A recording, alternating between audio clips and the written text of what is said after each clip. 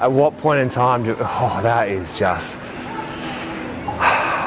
So I think I was on in the first half for 6 or 8 minutes or something, and then I sort of sat for the third quarter, and then I got subbed back in, and I was like, that's it, we're in.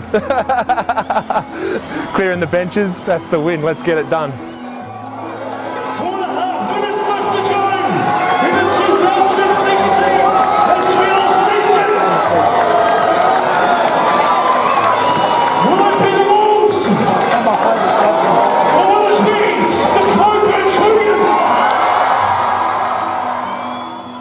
Probably at half time, the margin wasn't by any means game changing, that we hadn't played our best, but we were doing enough to keep them at bay, and our defence, I think, was keeping us in contention. With the spread of talent we had, I thought we'd have enough. It was when we went in at half time, knowing that we had taken that many threes, and we were sitting there probably up 15 at that stage, and we knew that no matter what we were getting the looks we needed. The moment to feel that we had won the game was literally about 30 seconds to go. I don't think there was a tipping point. I just thought we wanted it more than them. It was just one of those things where I think we had so many guys feeling like this is their last real shot at it. So I think, it was more of a us, not for me type of thing, like as a team. From memory, it was like we were leading the game, and it looked like we were winning for most of the game, but like you never know. But it did feel like we had like control of the game.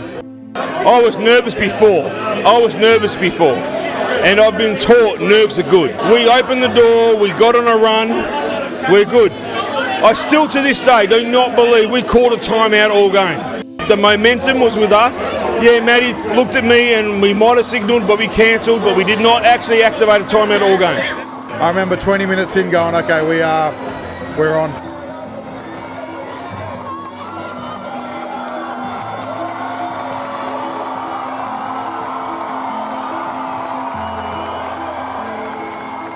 So my name's Jacob Knight, jersey number 6, and I was a guard forward. Hey, what's up? Name's DT. I was point guard for the 2016 championship team at the Cockburn Cougars, wearing number 8. So Jared Holmes, position was power forward, I wore the number 15. But Alex Prince, number 4, was guard back then. Travis Haydo, number 33. I played guard, forward and centre at times. Name's Julian Pasava, playing wing position 2-3. Rhett Della, jersey number 9 and forward. My role at the Cougars was assistant coach to Matty Parsons. 2016 was a great year. Matt Parsons, I was the head coach of the Cockburn Cougars in 2016. I coached in the NBL 1 previously, SBL 2010, 2011 at East Perth, but I'd come straight out of playing poorly, so I hadn't quite learnt that difference between expectation as a player and coach. I took a bit of time away, played a little bit of footy, removed myself for the first time since I was 17 from the competition. I would have been like 29, 30 years of age, and then decided I wanted to get back into it. Cockburn was one of the clubs that were a little bit struggling. They'd been in a bit of a slump. We're looking for a new, fresh sort of approach. And I was probably right at the time, the right age profile, and came here in 2015. Probably overachieved from what we expected to get out of 15. We finished 5th. We got bundled out in the quarterfinals. The beginning of the year, we were probably rated to come dead last, and kind of shocked the world a little bit. 2015 season was my first year with Matty. I was coming off of coaching females. Matty offered me a role to jump into the males program. Coaching women was about coaching techniques and systems and structure. Coaching men was about managing egos. It was a phenomenal change, and then as we progressed, we took what we learned in 2015 into 2016. Within my career, I'd come off a Achilles injury in 2014. Went back up to Gero for the year, doing a fly-in, fly-out type of gig. Yeah, we came off a wonderful year, played with some amazing people up in Gero. A phone call from Parsons saying, hey, we're getting the gang back together down at Cockburn. Did you want to come back down? And told me who was there and who's currently coming back. And that was it, man. The rest is history. So I had 14 and 15 off because I was travelling the world. I came down and watched some of the 2015 season because Conrad was one of my best mates. He was assistant coach, and I really liked the way the boys played, and he said to me at the end of that year, he's like, why don't you come play? So I spent the whole off season getting ready and preparing myself, and then came down for trials and they couldn't get rid of me. I just stuck to Gav Field like a glove, and coach loved it. That was relatively early in my career, and that was like Matt Parsons gave me an opportunity to play at Cockburn, and I was just happy to play. And I know a lot of the guys were talking about winning the championship early on. I only started believing that as we started winning games. That was my first season as a rookie. Wasn't expecting a spot, but learnt a lot about the old school style of basketball with the respect and the older guys looking to retire and move on. For me, it was just about learning from the old guys and absorbing whatever I could. I finished 2015 down in Mandurah. I was watching from afar, but I had one eye on 2016, and the coach gave me a call and said, would you be interested in coming back to Cockburn? And before he could finish the sentence, I said, I'm in. Where do I sign? And I'm on my way down. So 2015 I actually went to, and I played in Kalamunda, probably playing some of the best basketball of my life. I actually have a memory of the same game that I sort of lost half my front tooth. I very nearly dunked on Gavin and Funk and one other dude in the same play, but the ball bounced back to half court, so I missed it. Unfortunate. I said I wanted to come back to Cockburn. There'd been a bit of a changing of the guard. I'd been at Cockburn since I was a junior, and I was like, no, I'm kind of sick of driving up the hill, so I want to come back and play for the home club. Messaged Parsons and got down to the first practice and weaseled my way into the squad somehow. In the first 2 pre-season scrimmages, I was playing some decent minutes because, like I said, I was playing some of the best basketball of my career at that point in time. And then I went down with a fairly bad ankle injury, and I blew out 2 of the 3 ligaments in my right ankle. Sort of was out for the first few months of the season, and it was just a bit of a fight for me to get back. As much as it's great to be on the court, it's also great to be part of the team. When your guys are succeeding, you're succeeding. Like you put in all the work together anyway. It's not like you're yes, you're sitting on the bench, but also you're part of it. You're part of the team. You're part of the culture. I was head and shoulders above the rest of the bench on butt taps. Like unbelievable. The gap was just massive. Yeah, I think from our training sessions early, we knew that we had a lot of depth. We knew we had a lot of talent, but we also had a lot of heart. And we had a lot of the guys that weren't necessarily playing big minutes, but were testing us on all levels. And I think there was a brotherhood there that we knew we could do something special if everything lined up. At the point that we thought it was kind of special was about halfway through. We used to fight at training, literally fist fight. Training was harder than the games, and when you get training to that level, games become so easy and they become so clean. Every training session was like a fight to the death. No matter if it was the starters versus bench. Bench would beat up on the starters. As soon as training stopped and we sat next to the court, it was boys again. It was just that white line of holding each other accountable, but also just elevating everyone to the next level.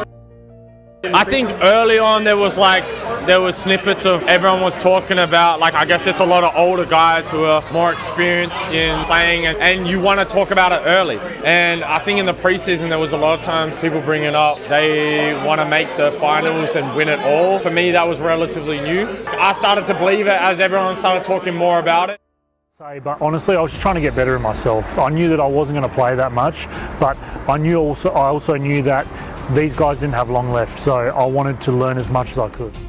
But then once we started practicing and realised, this is going to work, man, the 2016 season was just, from the get-go, we had nothing but championship on our mind. I think we had lost 4 games, but we were fighting for top spot in the last game of the season. Every practice was a grind, it was tough, man. We had a practice, and I still talk about it to this day, where literally, each side cleared out. We had Guy Aerosmith shirt off, threatening to fight Marcus. It was chaos. Najee Lane threw Stevie Van Litt on the ground for no reason because he was just playing hard on him. It ended up in a full-out brawl. We had one guy quit on us because he just was this is chaos. It was unreal, man. It was a gritty, grindy season. We knew that we had individuals that had really great careers, around different places. So coming back, it was going to be interesting to see how we all played together. Well, we had a first 5 and a second 5 where you could split teams on a shot. but it was competitive. There were shirts being ripped off. There was punches being thrown. It was phenomenal, the level of competitiveness that was in our training session. You cannot replicate any of that stuff in game day. Matty and I have been a part of 2 winning teams, 2016, 2018. Our winning teams were uber competitive at training, and that's where it started. Well, I think momentum's the big one you want to try and tap onto the back of, and we were really lucky. In 15, we had Sheldon McIntyre, we had Bobby, the all-time greatest, I guess, NBL 1, SBL 1 player for Cockburn. You know, we had guys like Alec Prince. We had a really good core group of senior leaders. But we had a really young group of players like Julian Pasaver and Jacob Knight, and a few of these other guys who were just starting to make their mark a little bit. And we thought getting 5th place was a great achievement, but we thought we could just do a little bit more to support that group, especially because there was a lot of veterans in that space. So we, Conrad and I, Conrad was a big part of the coaching team back in the day as well, and we decided that we needed to probably target some role players who were wanting to come and play for a reason. So I guess with the commercialised way that NBL 1 is, or SBL has gotten, finding guys to come and play for the right reasons is half the battle. Targeting Cockburn kids to come back, or previous Cockburn kids, or men at that stage to come back, had a massive impact. And then you got someone who's like really wanting to play for the jersey, and that's the key, right? It's finding guys that want to play, and when the chips are down and things aren't going your way, they're still there, not just representing you or themselves, but the club and everything that it means to them. So that was kind of the message. Yeah, look, I think during the course of the year, they were the 2 standouts. But it was Perry Lakes, the one that worried me the most. So we had lost to them in round 16 towards the back end of the season, and it was here, and they beat us on our home deck. It was the only loss we took here at the Den, and that was the one for mine. They had a lot of depth and a lot of guys, like unsung guys. So I guess they were the ones that pushed us into a 3-game series in the quarterfinals. So yeah, they definitely concerned me. So much so I went there 12 months later, but I won another championship. So obviously they were right at that point. Geraldton are always tough, especially winning up there is difficult. And I love the fact that we got that done, which we did. But that was probably the tougher of the series. But yeah, exciting, and kind of led us to where we needed to get to. I reckon the Thursday training leading into it, we had a really strong group. So we talk about it today during the reunion. We got a number of super talented athletes who have gone on and had remarkable individual careers that, we had a massive melting pot. We brought them all together. But the training sessions, we're now talking about 6 or 7 guys deep in both teams. Some of the level of training we had was at a level far greater than some of the opponents. No, in all due respect to where the league was at, the trainings were phenomenal. And we had a couple of American imports training with us during the course of the year who were also partners of the women's players who were on the women's team, and we just had an immense depth. So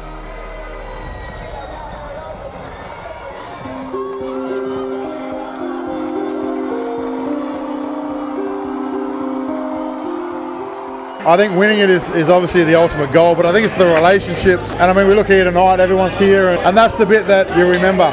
You don't know who, or you don't know what you've achieved unless you know who you've done it with. That probably fills me the most amount of pride as well, Paulie, to be honest. We're here, we've been together now for a few hours, and it's just like we were together yesterday. This is probably a feeling you want to bottle up, and if you could unplug it every year, you'd be pretty happy. So yeah. The memory that I hold dearest to me is definitely the camaraderie with mates. It's definitely a special group of guys where you go to war together. You go to battle with each other every night, and we haven't seen each other for years, yet it's literally like no time has passed. And those memories from that year, from training to playing, it's that brotherhood, I think, is something that you can't explain to anyone else. The group of guys, everyone keeps in touch through a group chat, and where we see each other, we're all family. The brotherhood today, 10 years on, and we're all catching up together to celebrate, something that we did 10 years ago. There was a lot of mateships that came over that course. That was the last sort of 2 seasons that I was playing at Cockburn as well, with this group in particular. So yeah, made a lot of mates that friendships that I hold dear. Yeah. Well, I was lucky enough that on the night I proposed to my wife. We're still going strong after 10 years, so I better say that that's probably the number one. 4 kids later, and still going strong. You ready?